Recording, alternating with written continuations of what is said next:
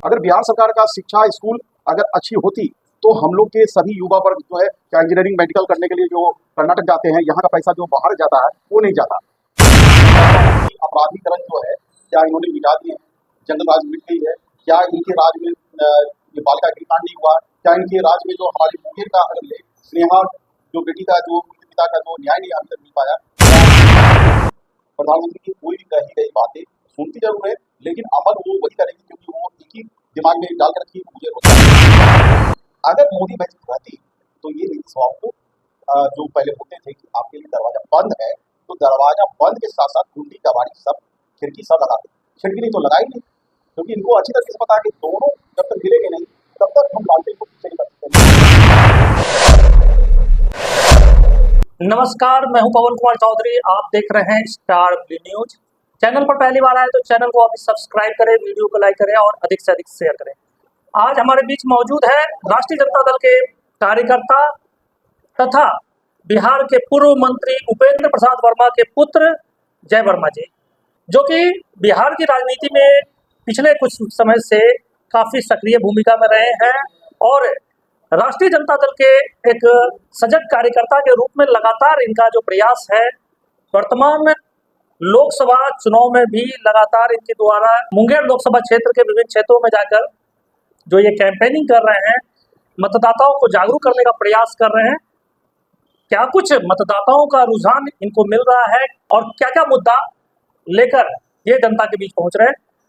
वर्मा जी, इस बार बिहार की जनता का जो आप देख रहे हैं रुझान, बिहार की जनता का क्या नब्ज टटोल रहा है, किन मुद्दों के आधार पर इस बार वोटिंग कर रही है जनता? सबसे पहले पवन जी, आपके इस एसपीएन चैनल पे आपका मैं आभार व्यक्त करना चाहूँगा जो आपने मुझे चंद सब बोलने के लिए मुझे कुछ मौका दिया। सबसे पहले मैं ये बता देना चाहता हूँ कि बिहार में जो है विकास के परिभाषा जो है समय समय पर जो है परिभाषित होते रहते हैं, उनके जो है डेफिनेशन बदलते रहते हैं। और पहले अगर आप देखेंगे तो पहले रोजगार जो है सर्वप्रथम मुद्दा नहीं हुआ करता था क्योंकि महंगाई उतनी चरम सीमा पर नहीं थी। आम लोग के पास में जो है उतने साधन जो हो जाते थे क्योंकि खेती प्रधान हम लोग का बिहार माना जाता है और उससे जो है उतनी उत्पादन हो जाया करती थी जिससे कि सभी लोग का जीवन यापन और शिक्षा और स्वास्थ्य भी उसमें समाहित हो जाता था। लेकिन अभी इन 10 वर्षों में अगर आप देखेंगे तो दुगने से भी ज़्यादा परसेंटेज के आंकड़े में अगर निकालेंगे तो सभी में बहुत ज़्यादा के उछाल देखने को मिला है, जिसके लिए जो है आज के दौर पे अब युवा वर्ग जो है अब रोजगार की तरफ जो है ज़्यादा रुझान हो रही है कि सर्वप्रथम पहले रोजगार मुझे मिल जाए क्योंकि अब खेती तो धरी के धरी रह गई। खेती आप आज के डेट में करना बहुत महंगी हो गई है, जिससे आपका उत्पादन होना था वो नहीं हो पा रहा। तो अब जब तक आय नहीं होगी तो हम जो है शिक्षा भी अगर देखेंगे, शिक्षा भी आज के डेट में अगर बिहार सरकार का शिक्षा स्कूल अगर अच्छी होती तो हम लोग के सभी युवा वर्ग जो है बाहर में अच्छे अच्छे स्कूल में जो है दून स्कूल देहरादून हो क्या इंजीनियरिंग मेडिकल करने के लिए जो कर्नाटक जाते हैं, यहाँ का पैसा जो बाहर जाता है वो नहीं जाता। तो इस पे भी जो है हमारे माननीय मुख्यमंत्री जो है दोषी है। अगर ये सब चीज़ सही रखते तो शिक्षा भी सस्ते में हम लोग जो है अपना जो है ले सकते थे, लेकिन हम वो जो है जब तक पैसा नहीं है हमारे हाथ में आएगा तो हम लोग कुछ नहीं कर सकते। तो इसलिए जो है मेरा ये मानना है आज के डेट में सभी लोगों का एक ही मुद्दा रहा है कि सबसे पहले किसी तरीके से ऐसी सरकार चाहिए जिसके माध्यम से मुझे कोई भी प्रकार का जो है रोजगार कम से कम मिल जाए, जिससे कि हम समस्त अपने परिवार लोग को चला सकें। आप शिक्षा पर सवाल खड़े कर रहे हैं। मुख्यमंत्री नीतीश कुमार का दावा है कि बिहार में शिक्षा व्यवस्था सुदृढ़ हुई है। तेजस्वी यादव भी बिहार सरकार का हिस्सा पिछले कुछ समय पहले रह चुके हैं। उन्होंने भी यह कई बार दावा किया है कि नहीं, बिहार में शिक्षा में गुणात्मक सुधार हो रहा है।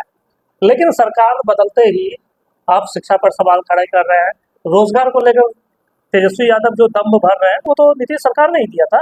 तो शिक्षा और रोजगार के क्षेत्र में तो नीतीश कुमार जो दावा कर रहे हैं, तो नीतीश कुमार सही है या तेजस्वी यादव?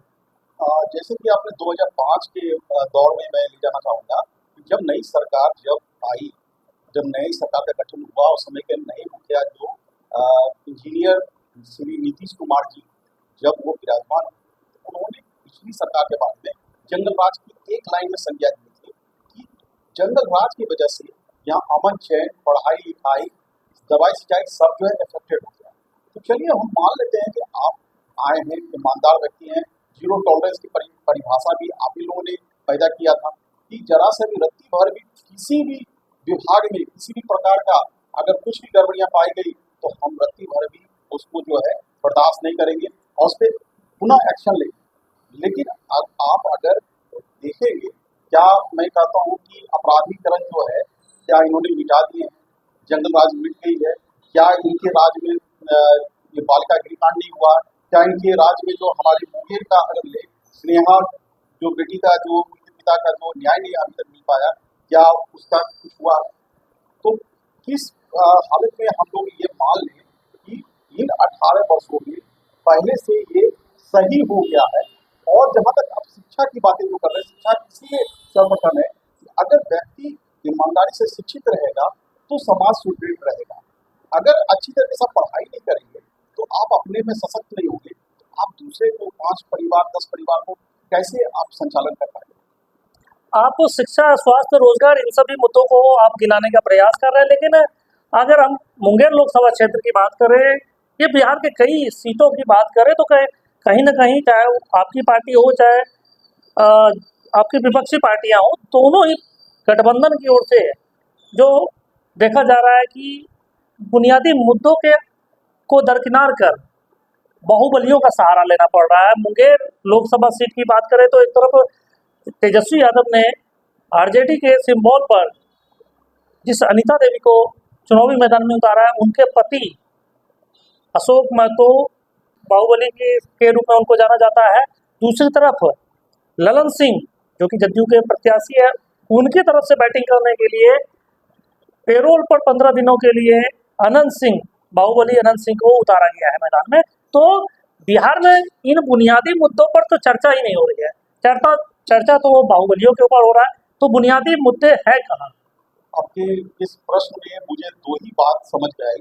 पहली बात तो आप शिक्षा के बारे में आप ये चीज़ समझना चाहते हैं कि शिक्षा जो है अभी आज के इन 18 वर्षों में क्यों चल रहा है। और दूसरी बात आपका प्रश्न जो है उसमें निकल के आई है कि बाहुबलियों की जो है सिलेक्शन जो है आज के डेट में ईमानदार कहे जाने वाले, जीरो टॉलरेंस की सरकार में कहे जाने वाले, उसमें जो है ऐसे प्रत्याशी पर चयन क्यों होता है। तो पहला जो मैं इस चीज़ का मैं उत्तर दे देना चाहता हूँ कि पहले जो है जब माननीय तेजस्वी जी का सरकार जो गठबंधन जो है नीतीश जी के साथ जब नहीं चल रहा था, उस समय की मैंने आपको परिभाषा दे दिया कि आपका स्कूल का क्या कंडीशन था। अगर थोड़ा सा अगर मान लें कि हम लोग विरोधी खेमे के हम लोग कार्यकर्ता हैं, हम बोल सकते हैं, लेकिन थोड़ा सा आप समझिए इन 17 महीनों में आप ये देखिए कि शिक्षा डिपार्टमेंट किसके हाथ में था, राज्य के हाथ में था। और हमारे ही मंत्री थे, ठीक है, मंत्री अगर काम नहीं कर रहे हैं तो मुख्य सचिव किसका था? के पाठक जो है किनके इशारे पर काम कर रहे थे, और के पाठक इतनी सारी खामियां किसके राज में निकाली? माननीय नीतीश जी के खामे में सरकार ने निकाली, और नीतीश जी उसको रोक नहीं रहे हैं। वो एक दर परत जो है हर जगह जो है गेट खोल रहे हैं, चाहे वीसी हो, वाइस चांसलर हो, जो यूनिवर्सिटी के अंतर्गत में आते हैं वहाँ पैसा लेके पढ़ाते नहीं है, और चाहे वो माध्यमिक में हो चाहे प्राथमिक में हो, सभी लोग के समय पे उपलब्ध नहीं रहते हैं, चाहे वो पढ़ाते नहीं है, बहुत विभिन्न प्रकार की खामियां निकाले। मैं ये कह देना चाहता हूँ कि हमारे मुख्यमंत्री के आगे क्या पट्टी बंधा हुआ था? क्या वो धृतराष्ट्र थे? क्या उनको बिना के पाठक के पहले जो भी मुख्य सचिव थे, क्या उनको नजर नहीं आता था? क्या वो औचक निरीक्षण करना नहीं चाहते हैं या करते नहीं थे? ये सब के पाठक ही क्यों नहीं कर रहे? अगर के पाठक को अगर थोड़ी देर के लिए मैं मैं मान लूँ, ईमानदार मान लूँ, तो क्यों नहीं मैं के पाठक को माननीय मुख्यमंत्री के पद पर देखना चाहेंगे? क्यों नहीं आप उनको वैसे पद दे दीजिए कि जिसमें ईमानदारी की भरी है, वो जरा सा भी किसी की बात नहीं सुनता है, वो समाज के हित की काम करना चाहता है, वो एक जिद्दी आदमी है। और या तो क्यों कहें तो नीतीश जी बेवकूफ आदमी है, वो अपनी भेद अपने ही मुख्य सचिव से खुलवा रहे हैं कि हमारे 18 वर्षों में देखो जी ऐसा ऐसा हुआ, और तेजस्वी जी के राज में आते ही सारी भेद खुलने लगी। तो पहला तो मेरा उत्तर ये था। दूसरा उत्तर है कि अपराधीकरण का चयन क्यों होता है। जहां तक मैं अपने प्रत्याशी की बात करता हूँ, मैं ये बता देना चाहता हूँ कि मेरा प्रत्याशी अशोक महतो नहीं, उनकी धर्मपत्नी कुमारी अनीता है। कुमारी अनीता का जो अगर थोड़े से बैकग्राउंड में बता दूं कि ये दिल्ली में रेलवे डिपार्टमेंट में फार्मासिस्ट में ये जॉब करती थी और इनके नाम पे आज के डेट में कोई भी किसी भी प्रकार का आपराधिक मामला दर्ज नहीं है। तो हम लोग ऐसा कैसे कह सकते हैं कि एक अपराधी को टिकट दिया गया है। अपराधी तो हर एक वर्ग में होता है, हर एक सोच में होता है, वो चाहे तो हर एक घर में होता है। आपकी सोच अगर सही है तो उसको अपराधी नहीं कह सकते। तो ये कहना कि मेरे नेता ने एक अपराधी को टिकट दिया, ऐसा नहीं है। मेरे जो प्रत्याशी है कुमारी अनीता, वो एकदम पाक साफ है, उसमें किसी भी प्रकार का कोई भी जो है शिकायत नहीं है। और जहाँ तक कि आप बाहुबली अनंत सिंह की बात अगर देखेंगे तो यही बात मैं बार बार बता देना चाहता था कि 2005 में जब वो जंगल राज की संज्ञा वो लागू दे रहे थे कि अरे शाम में क्या होता था जी, अभी भी वो बड़े मंच पे बोलते हैं कि शाम में जाते थे नहीं, शाम में घर वाला पहुंचता था जब निकलता था। तो क्या उस समय जब ये बात जब अच्छी तरीके से पता थी तो अनंत सिंह को आपने टिकट दे के विधायक क्यों बनाया। और जब पहली बार 2005 से 2010 के बीच में मैं आपको बता देना चाहता हूँ, शायद आप लोग भूल गए होंगे कि अनंत सिंह के घर भी आप ही लोग के बड़े चैनल के माध्यम से कुछ लोग इंटरव्यू लेने के लिए गए और ऐसे ही कुछ सवाल उनके बाहुबली के बारे में। उनको ऐसा गुस्सा आया कि बंद कमरे में उसको इतना मारा कि उसके हाथ टूट गए थे। वो भी जो है कहीं अगर वीडियो सर्च करेंगे तो आपको मिल जाएगा। तो क्या वैसे उसके ऐसे कृत करने के बाद भी क्या उसको जो है दोबारा टिकट नहीं दिए, क्या उसकी पर क्या एक्शन लिए। और अगर इतनी सारी खामियां थी तो फिर ये दोबारा फिर वो अपने पाले में लेके अपनी सरकार बचाने का क्यों प्रयास किया। तो आप पहले तो अपनी ईमानदारी को वो तो पहले दिखा दे कि भाई मैं जीरो टॉलरेंस का जो है मैं पालन करता हूँ, दूसरा करे ना करे। पहले तो वो तो नहीं कर पा रहे हैं। मुंगेर लोकसभा क्षेत्र की जब बात हो रही है तो बात क्रेडिबिलिटी की उठती है कि इस बार मुंगेर लोकसभा क्षेत्र में प्रधानमंत्री नरेंद्र मोदी जी ललन सिंह के प्रचार के लिए आए थे। जो वायदे यहाँ करके गए उसके बाद भी जनता का रुझान क्या ललन सिंह को नहीं दिखा। क्या जनता मोदी जी के मैजिक पर भरोसा नहीं कर रही थी, जो मजबूरन बस जनता दल यूनाइटेड कहा जाए या मुख्यमंत्री नीतीश कुमार को कहा जाए या ललन सिंह को बाहुबली अनंत सिंह का सहारा लेना पड़ा। क्या मुंगेर में और पूरे बिहार में मोदी मैजिक समाप्त हो चुका है। अब पहली बार जब ये अभी आज के डेट में आप मानिए प्रधानमंत्री कोई भी बात करते हैं तो जुमला ऐसा वर्ड अब हम लोग के बीच में घूम रहा है कि जुमला ये है, ये बेकार की बातें हैं, ये झूठ बोलते हैं। लेकिन 2014 से पहले भी तो ये ऐसी सी सपना दिखाए थे और हमारी इंडिया की जनता जो है बहुत भोली भाली है, तुरंत विश्वास कर लेते हैं। और इतने दिन से 40-50 साल से कांग्रेस की सरकार थी तो हर किसी को मौका देना चाहती थी। उसी दरमियान में 2014 में फुल बहुमत देके आदरणीय नरेंद्र मोदी को लेके आए। उन्होंने एक ही सपना दिखाए थे कि काला धन वापस लाएंगे। काला धन जो इतने लाख हजार करोड़ के रूप में स्विट्जरलैंड में बैंक में जो पड़ा हुआ है सभी के काला धन, अगर मैं उसे सीज करके मैं इंडिया के विकास के काम में लगाऊंगा तो इंडिया जो है बहुत मायने में बहुत आगे की तरफ चली जाएगी। बुलेट ट्रेन का सपना दिखाया था, बहुत कुछ बताया। और महंगाई भी बोले थे कि पेट्रोल जो 80 रुपये उस समय लीटर थी उसको भी आधे पे कम कर देंगे। लेकिन ये सब चीज जो है अमित शाह जी का भी अगर एक बयान देखेंगे, उनसे भी ये सवाल पूछा गया था तो उन्होंने बोले थे अरे ये सब तो बोलने की चीज है, ये सब जुमला है, ऐसा कुछ नहीं होता है। तो ये अब जो है जनता ये सब जो है दूसरी बार वो उनके यात्राओं से ये झेल रहे हैं। पहला यात्रा क्या था कि इमीडिएट उन्होंने एक नए प्रधानमंत्री को बनाए, बनते ही उन्होंने नोटबंदी का जो है ऐसा अचानक से डिसीजन लिया जिसके वजह से आम मजदूर जो कि रोज रोजी रोटी के लिए 300 रुपया के लिए जो है काम करने जाता था वो भी जो है बैंक के लाइन में लग गए।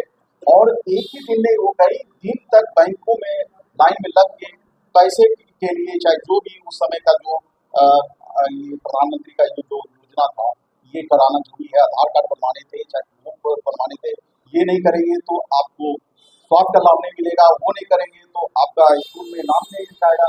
ऐसे में बहुत सारी चीज दिक्कतें हुई थी।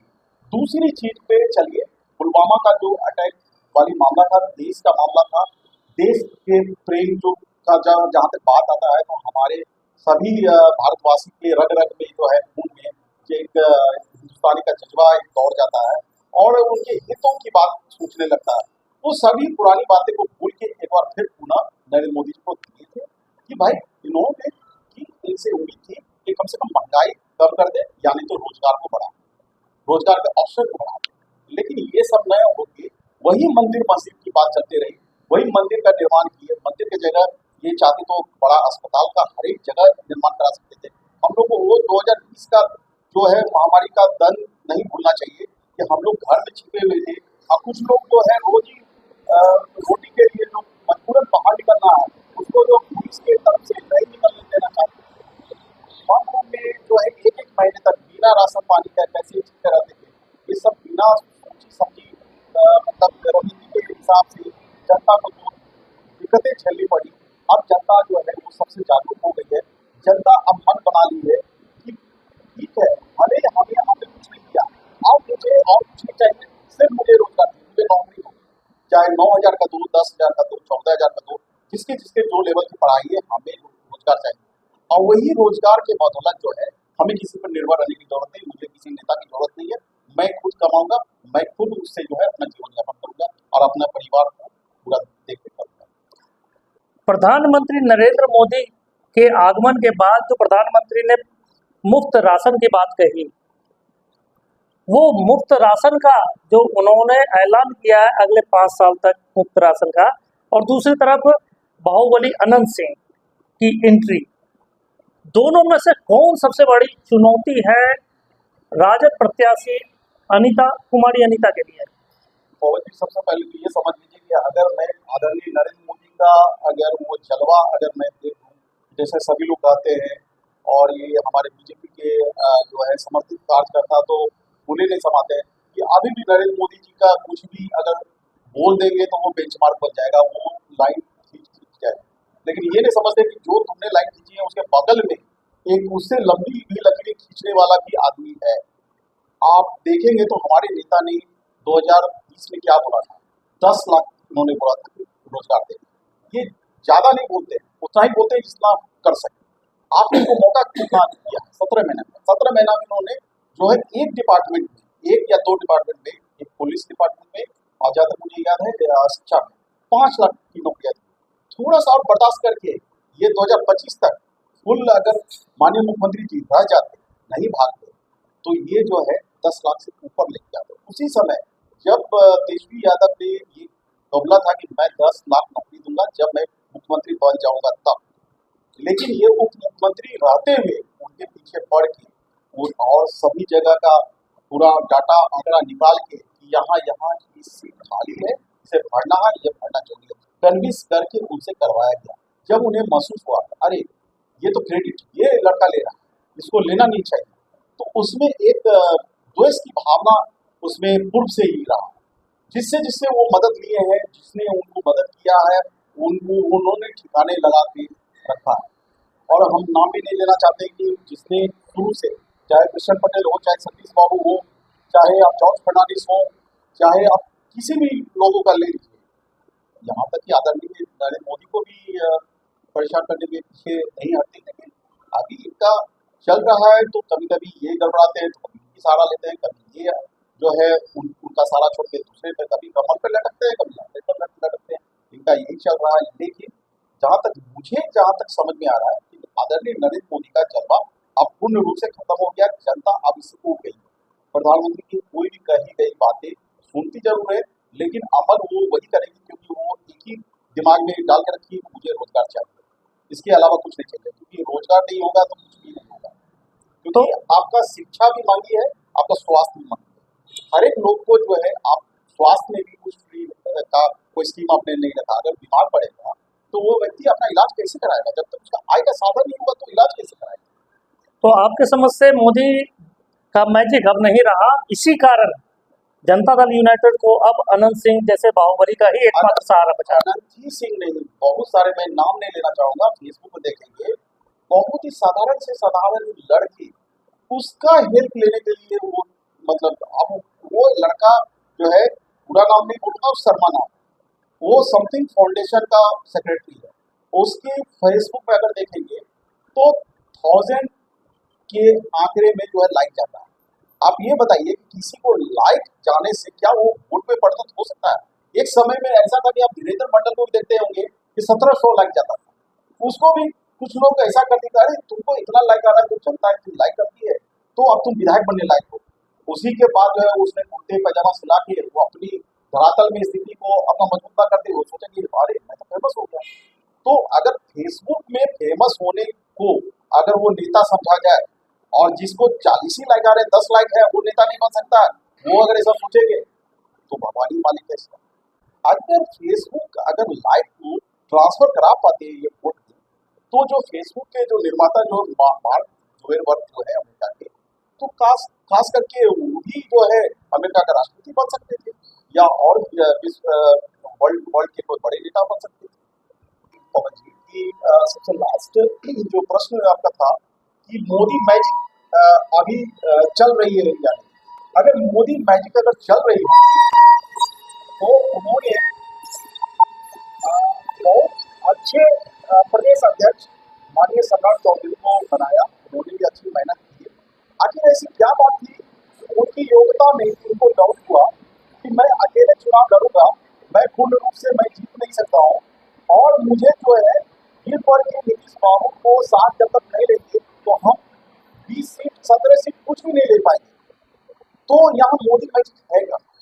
अगर मोदी मैजिक रहती तो ये नीतीश बाबू को जो पहले बोलते थे कि आपके लिए दरवाजा बंद है, तो दरवाजा बंद के साथ साथ कुंडी कबाड़ी सब खिड़की सब लगाते, खिड़की तो लगाई नहीं, क्योंकि इनको अच्छी तरह से पता है कि दोनों जब तक मिलेंगे नहीं तब तक हम लालटेन को पीछे नहीं कर सकते। लेकिन इस बार लालटेन आप देखेंगे दोनों के बीच से चीरते हुए बहुत तेजी से निकलती जा रही है।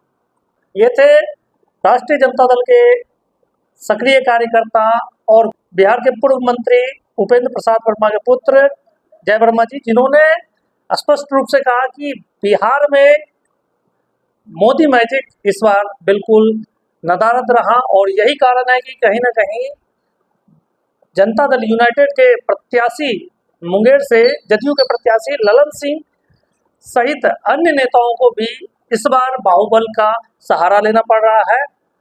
और कहीं ना कहीं बिहार में नरेंद्र मोदी और नीतीश कुमार का जो जादू है वो बिल्कुल समाप्त हो चुका है। रोजगार और शिक्षा जैसे मुद्दे आज बिहार में के लोगों के लिए प्रमुख मुद्दा बन गया है, और यही कहीं ना कहीं मुद्दा बिहार के लिए सबसे महत्वपूर्ण मुद्दा साबित होगा। आप बने रहे हमारे साथ, देखते रहे स्टार ब्लू न्यूज। चैनल पर पहली बार आए तो चैनल को अभी सब्सक्राइब करें, वीडियो को लाइक करें और अधिक से अधिक शेयर करें।